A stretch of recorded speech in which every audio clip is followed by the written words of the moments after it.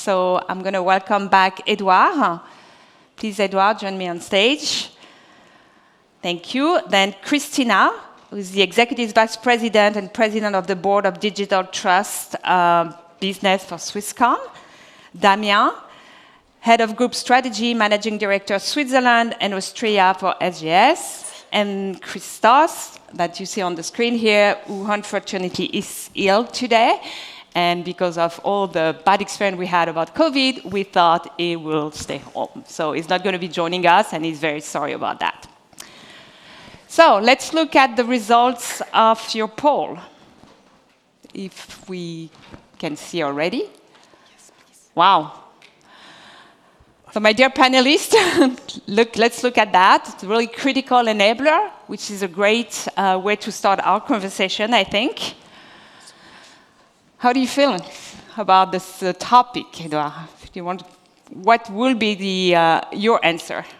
I would have put the second answer, that it's a significant contributor, and here's why. There's a set of fundamental scientific challenges associated with sustainability that have nothing to do with the digital infrastructure or digital trust. Right? Sustainability is fundamentally about inverting the cycle the cycle of how we consume and store carbon, and that must be answered and resolved. Now, having said that, we won't be able to achieve these goals without the appropriate infrastructure. We need an economic system that works. We need an economic system that actually is able to monitor how sustainability is implemented so that it can be valued. That requires the ability to track and monitor how things happen in the field on a global scale. And today this is done with digital methods. There is one caveat to this, which is somewhat of a concern, which is the most significant technology disruption of the decade, of course, is artificial intelligence.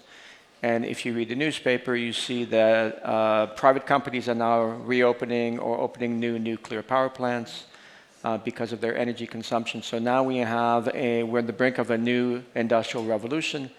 That industrial revolution is going to test the planetary limits of our ability to produce electricity.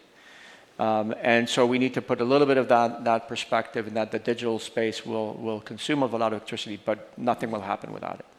Okay, well, thank you. So, Christina, now as a leader at Swisscom, of course, one of the largest IT provider in Switzerland, how does your organization view that relationship between digital trust and sustainability?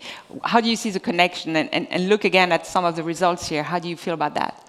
I think they have to go together if it take it not only from a technology perspective, but from a brand perspective. Even if you build up a lot of technology around trust, but your brand somewhat harms the sustainability, you will lose trust. So I think it's impossible to separate them. And if you look at the activities in Swisscom, I think we have a very deep foundation of trust in the brand. We started with a good service and a good network, which was really the route to create trust with the Swiss population. And now we're taking it digitally. But we also worked a lot, also in the past, on the sustainability.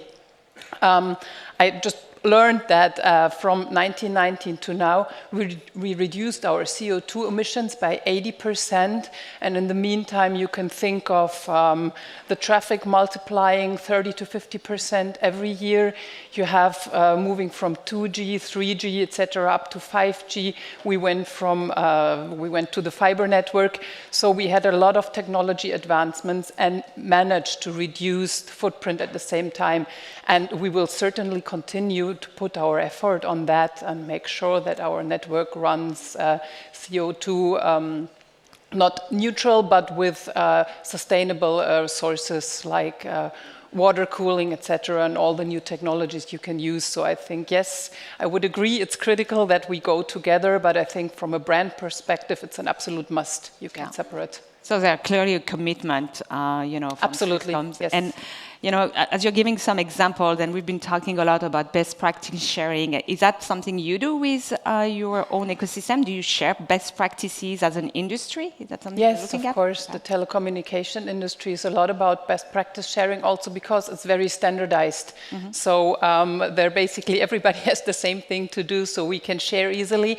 And since we are typically also spread across different countries, it's very easy to talk to somebody who does the same thing just in another country. So we share a lot, but also with small companies, we have our ecosystem and our network. Perfect. Thank you. Now let's go to you, Christos. From the IMD perspective, right? Why does this relationship between technology and sustainability matter? And I'm kind of looking at also, we talk about the branding, we talk about the critical necessity, but also from a competitiveness, on the market. Can that be an attribute for it, or? Absolutely. And I was seeing the results, and of course, trust is not only an enabler, it's a precondition. So we spoke about competitiveness. Let me take a step back and say that many definitions of competitiveness. At IMD, we define competitiveness as the framework in a country, in an economy, within which the rules, the regulations promote sustainable value creation. And at the same time, it safeguards the social aspects and the environmental issues. So it's a holistic issue. In the end, it is the increase of the prosperity of the citizens of a particular economy. But in order for this prosperity to be increased, you need technology. Where is the issue, at least the way that we see it? The issue is that maybe when we're thinking about technology, innovation, and sustainability, sometimes the objectives are a little bit different. Think about it. Innovation, most of the times, the private sector that produces this unbelievable innovation are focusing in the short run. Mainly profit in order to be competitive, in order to gain market, in order to be able to do additional technology and innovation. When we're discussing about sustainability, we are discussing about much longer term objectives. We are discussing about emission reduction and about environmental protection, which are things that in many ways are difficult to measure, and they come in the long run. So what do we need? Essentially, we need a mechanism to align the short-term objectives with the long-term objectives. And this is provided by good governance. It's provided by transparency, by accountability, by ethical practice in the production and dissemination of technology. Right? So absolutely important, because how these things are going to happen only if there is trust. If we don't have trust towards the entities that produce the technology, then both individuals, consumers, and businesses will be less likely to adapt and enable all these technologies that we are very proud about. And this is the issue. Well, you've been talking about trust and the lack of trust as being one of the issues. I think it goes very well for a question for you, Damien, because your whole business model is based on trust and certification. So how do you, from your point of view, how do you see that relationship between trust and sustainability? Yeah. I will go back first to sustainability, if I may. So sustainability is not just climate change.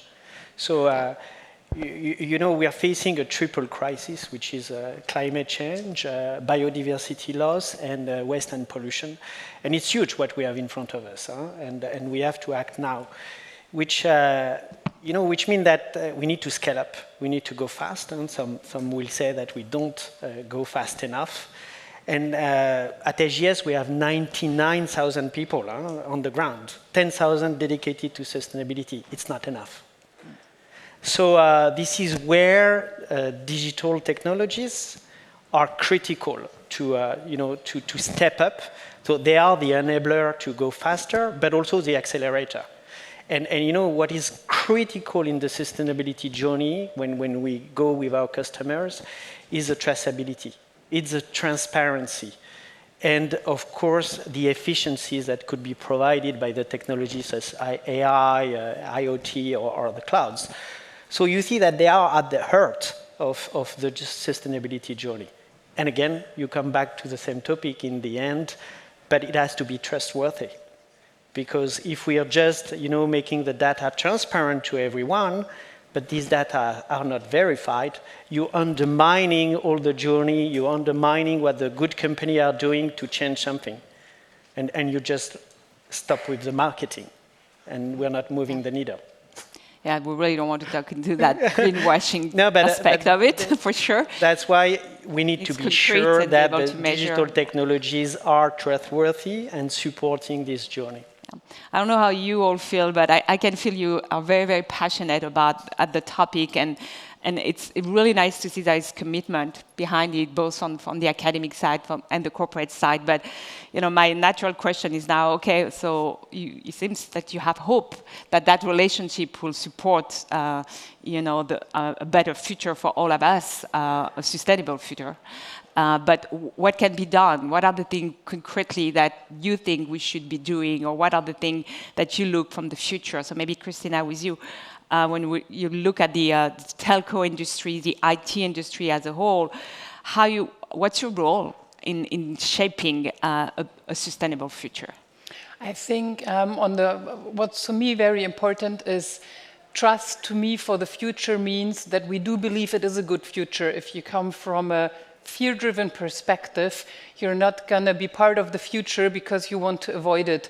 So for me, trust really is the core to move ahead. And trust has many faces. So I think it's important to do secure transactions and then help the business. But I think also that the internet will fall apart in a trust and a trash version like other media do. Maybe it already did. And we certainly want to be on the trust side and make clear to consumers, to businesses, whom am I talking to? Who can I trust? Which environment am I in? Who am I dealing with? And I think this will be very important to move ahead, because currently we have so much confusion going on that people stop using the service, or they don't like it anymore, or they don't want to be part of the future because they don't trust. So I think trust is becoming an even more important currency in the future. But what can you do? What can we do collectively to make sure that we don't lose that trust? I think collectively it's very important to be super transparent and have clear rules on the playground. I think that we do need to have more like stamps or signing that, for example, in the future, I hope there's going to be an artificial intelligence that just tells me, okay, this information has been verified by IMD, or this is something somebody said somewhere, so I can myself judge if I want to believe it or not. And I think it goes beyond brands. I think it really goes to a future. If we look at the system in society, the democratic system, it has three pillars. You have the education, you have the information, and then you have the election system. And I think we sometimes tend to forget how important the education and the information are. And I think on the information, we still have some steps to move ahead to really enable everybody to make a clear mind, have a clear opinion, and express themselves. Yeah. Well, you're talking about education, so maybe one of you want to comment on the role of responsibilities of the education academic world. I'll try. And then Okay, I hope that there you Edward go. will be able to. We'll trust you. Go ahead. I agree with what Christina said. And if I need to put it in a broader context, what is the main issue that we have? Let's think about, we speak a lot about green energy, right? Adapting green energy is costly. So if you think a particular industry or a particular manufacturer who decides to go towards that direction, she will immediately realize additional costs. Mm-hmm. If she realizes additional costs, that means that she will be a little bit left behind from the competition. And not only that, she will need to convince the stakeholders of the enterprise that what she does is actually very good for the future. Do we think that the stakeholders will agree? I doubt that very much. In fact, I think everybody doubts. Everybody knows stories of executives who tried to follow this path and actually the whole thing implode. So what do we need? If we are really very serious about that, we need good governance and strategic regulation. So how will be able a particular enterprise to undertake the additional costs? Only if the government comes in and says, okay, I will subsidize, or I will provide incentives for a particular company to undertake the first steps. Let's think the emissions trading system here in Europe, right? This is exactly what they try to do. They say, okay, guys, you need to decrease emissions. I mean, we cannot go like this. But the companies say, if I do, then everybody else will be ahead of me. And they say, okay, I'll give you a period of time. We'll play a game. I will give you some permits. In the beginning, they will be for free. Then you will start paying. And then what happens? In fact, what we have seen is that the European manufacturing units are trying to innovate because it is in their best interest to be able to capture that. So this alignment can happen. It is at odds, but I think it's absolutely in line with what the corporate side of this group say. And I don't know, Edward, whether...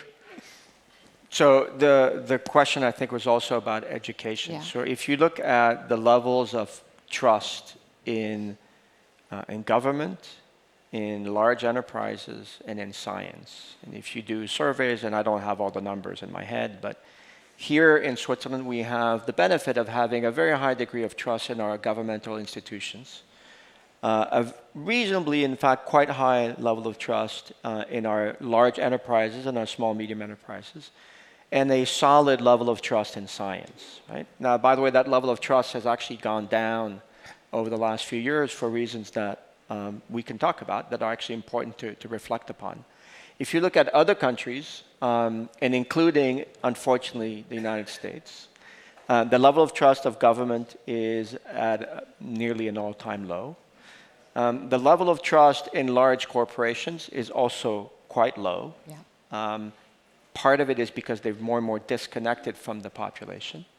And the level of trust in science is shockingly low, right? So the question, going back to education, it's a very simple, and it's topical in Switzerland because there is now as you know, a political debate about how higher education, in particular at the federal level, the ETH domain, le domaine des EPF, is being funded, and the fees that students should pay. You know, it's a topical political discussion in which the president of the institution has actually publicly weighed in recently, and it's very simple. It's the price of education and the cost of ignorance, and I think we're back to this situation, including with these new technologies, that we need to have an educated population. And one of the unique aspects of the digital transformation, unlike other forms of innovations, is that it's inherently global.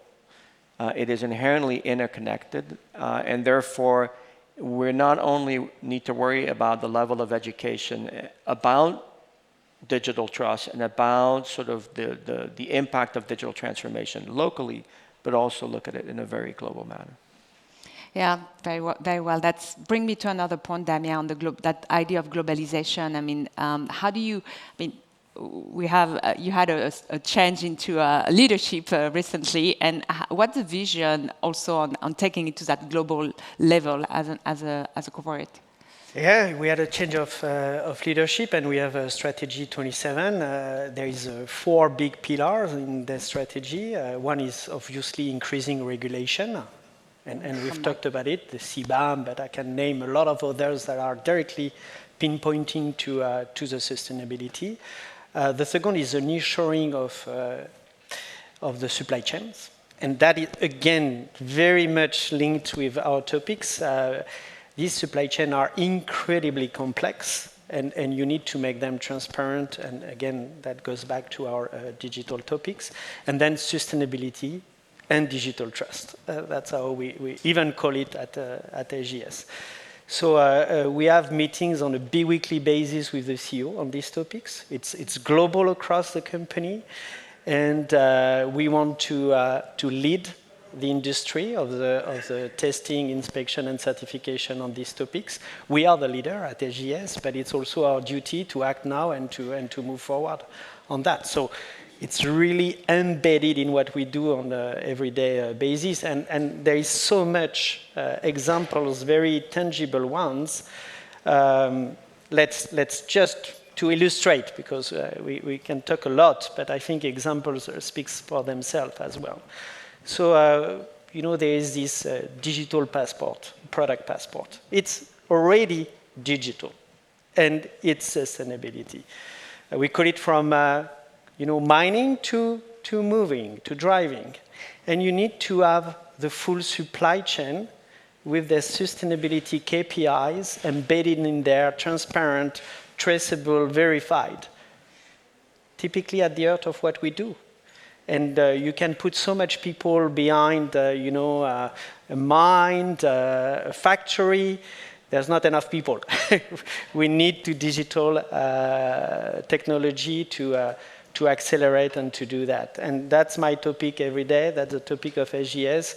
Yesterday was on EUDR, the deforestation regulation. The bottleneck is the traceability, how you make sure that the palm oil produced in a very sustainable farm is ending up in your biscuit, and that you have the trust that you're eating the right one. Digital was the answer. So, yeah. I really like the fact that, in the example you just gave us, it's not like in silo. It's like almost like sustainability at the core, at the heart of the design of what you're doing. Because when you were talking earlier, like you had your 4 pillars. Okay, sustainability pillars and digital pillar. IMD, universities, you have a sustainability programs for students and MBA, right? Everybody, we're launching sustainability best practice and programs and education. But how do we, as an ecosystem, make sure that sustainability is across, and it's not like a vertical, it's an horizontal thing, kind of what we've done a couple of years ago when we were saying like security by design. And how do you assure that all the startups that are here listening to you think about sustainability when they design their products, their solution, not thinking about, oh my God, it's going to be a cost. I'm not going to be profitable anymore. So do you have maybe a recommendation or ideas on how that can be done? I know it's a tough question, sorry. I don't want to try. But look, first we take it at CEO level. And sustainability is across all the business line. And again, when you are a tech company, you're working with all the business sectors. From automotive, mining, everybody. But then all the time we have a program with the services. We go with our clients, when they need to verify their GHG emission, we can be there. When they need to monitor the biodiversity loss, we can help them. When we need to test a product to make sure it's safe but also sustainable, we can be there. So we are, as a company, moving because it comes from the CEO, it comes from the top. It's a call for action. It's necessarily what we do. And yes, I'm working at AGS, but before I was working at one of the largest CO2 emitter in the world. So I know also very much this topic. We were not talking about sustainability in 2018 at all. Producing cement, let's produce more. Mm-hmm. In 2019, we shifted. 100% of my time was to talk about sustainability. So I think that the corporate, they're also understanding that, and they're moving. So we just need also to back them up and to accelerate. And to all the startups, there is a fantastic market. So there are opportunities there for the ones that are going to be Let's be very sustainable positive. by design. Yes, of course. No, but indeed. Yeah. What about you, Christina, at Swisscom? How do you see that? I see two things. First of all, I totally agree. The commitment of the company has to be there, and typically it starts with the management. And what we already started doing in Swisscom years ago was looking at the sustainability of our own products, like the TV box, the router, what we really produce ourselves. And that's still fairly easy because we are the one who produce it with partners. We sell it to the customers and we can set the price. So especially being in the area of a premium provider, I think it's also maybe a little easier to be sustainable than if you're working at the very, very cheap end. And actually, we even did some experiments with the customers, like doing calls for action, that they bring in their old phones. We were asking them to pay a little more for their subscription, to have an emission fee, and a lot of the customers were happy to do so. So I think it's maybe not all the consumers, but a part of them is really willing to pay for more to be sustainable. Where I saw at a previous workplace of mine also, where I saw a little critical was we had a booklet of compliance really for companies we worked with on sustainability, on ethical rules, etc., etc. It was really huge. And a lot of the startup companies we wanted to work with, they said, look, we cannot even afford the lawyers to make sure if we can comply to your book. It's simply impossible for us. So I think if you don't have the personal contact and control in the value chain anymore, but it goes through several layers, then it becomes much more complicated because you don't have you're not at the table together to negotiate a solution, and you have to make sure every link in the chain works. And there I still see space for improvement, but I think yes, it's there, and yes, we can do it, and some consumers are willing to pay for it, which is important.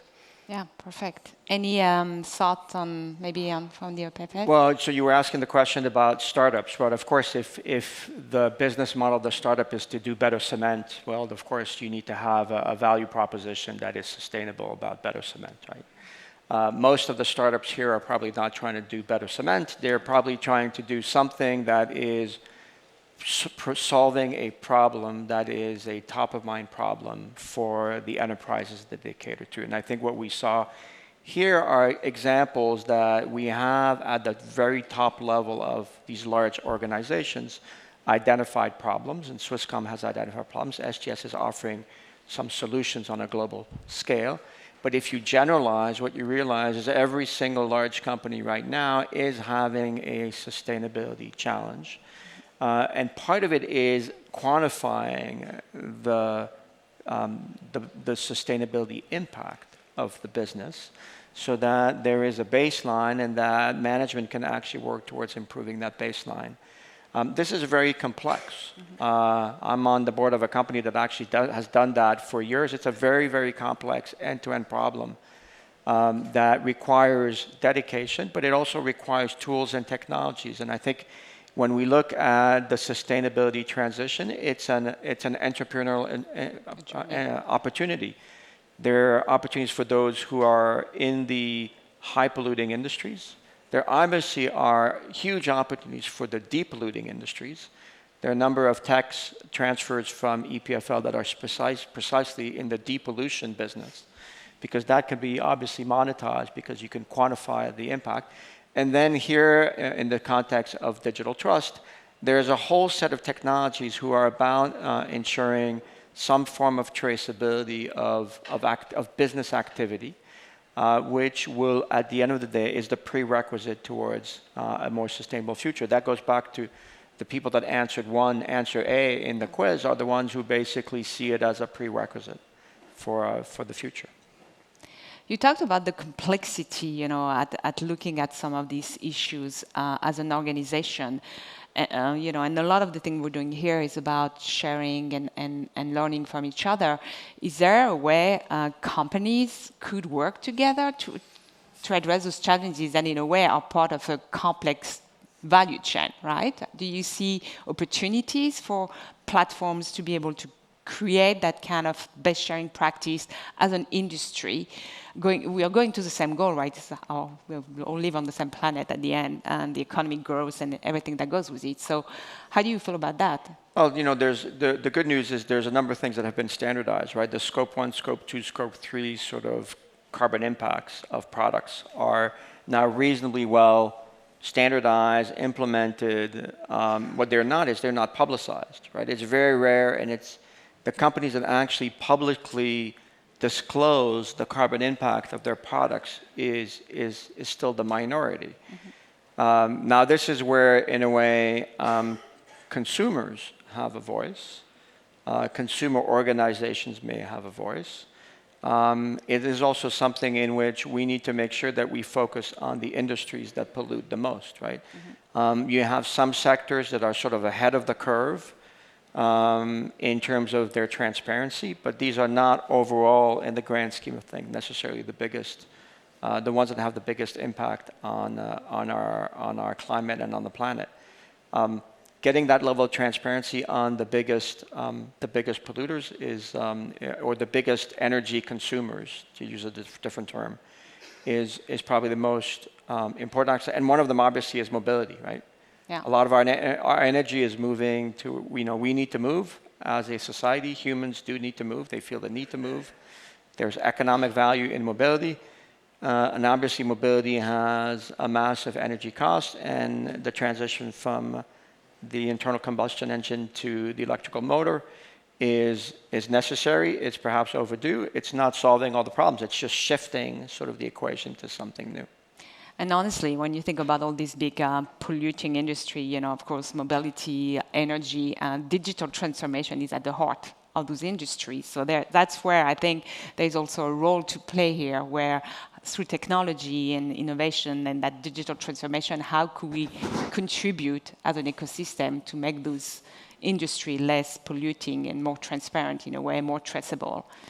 So just to hand, I don't know if you want to ask if there's anything specific you wish or hope you have with all of the audience that you have here in front of you for the ecosystem of a startup and SMEs and the global view of the academic partners and the government. Any wish that you may want to share with us? Absolutely. I mean, what drives us in increasing prosperity is actually this entrepreneurial spirit that tries to find solutions to existing problems. And of course, smaller organizations, startups, are very well equipped.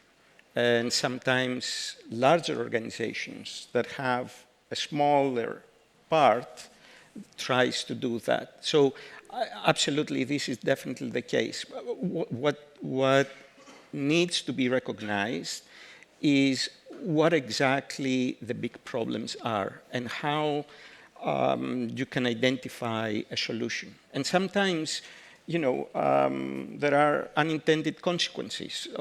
We have technologies like blockchain and AI, but all of a sudden we realize that they consume tremendously high levels of energy. So it is not a simple issue, and it is not something that we can do very fast. But I think that as long as we identify the problems and we have the belief and the attention of the stakeholders to address these issues, and there is a verification of the underlying data, because this is how companies and economies gain credibility, which basically builds the trust, then I think these issues can come.